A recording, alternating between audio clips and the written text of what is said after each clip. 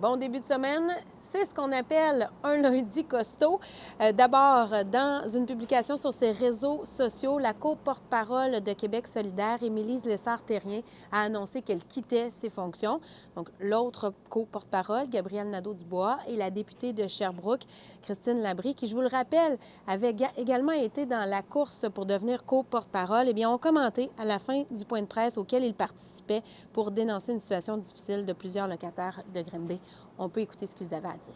Moi, j'ai vu notre présidente, Roxane Milot, notre directrice générale, Myriam Fortin, j'ai vu nos députés, j'ai vu les employés travailler très fort pour adapter les façons de faire, pour créer des nouveaux canaux de communication.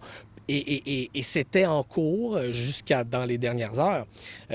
Donc, que ça se termine aussi abruptement, c'est sûr que c'est une grande tristesse. Puis je réitère que je prends ma part de responsabilité dans cet échec-là. En ce moment, moi, je suis triste qu'Émilise ait renoncé à cette fonction-là parce que c'est mon amie, je l'aime, je suis triste de la voir dans cet état-là.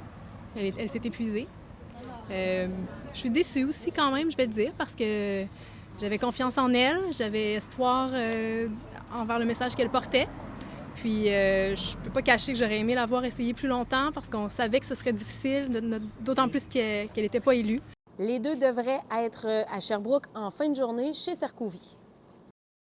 Il peut être tentant d'utiliser ChatGPT pour réaliser ses travaux scolaires. C'est de la triche, évidemment.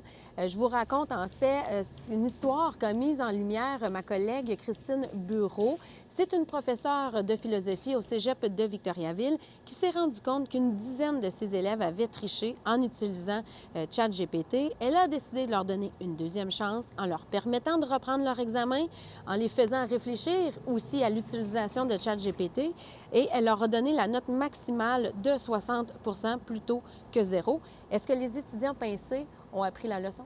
Bien, au début, je trouvais ça un peu plate, mettons, d'avoir utilisé ChatGPT de cette façon-là, parce que je me doutais qu'il allait avoir des répercussions si j'abusais, comme on peut dire, de l'intelligence artificielle.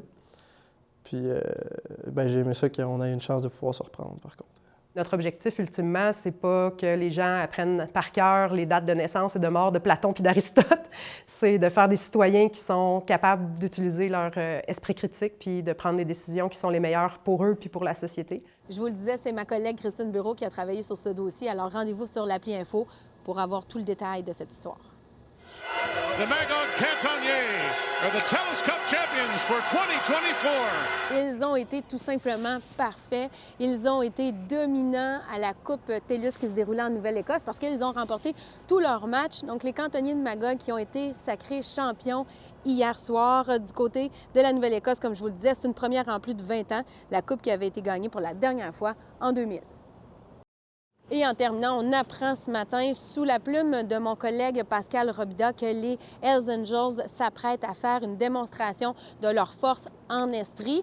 On se prépare, en fait, tous les membres en règle des Hells Angels de partout dans la province se préparent à une First Run, c'est-à-dire une première sortie. Ça devrait se dérouler ce vendredi du côté de Saint-Denis de Brompton. Merci d'avoir été là. Je vous dis à demain. Bye bye.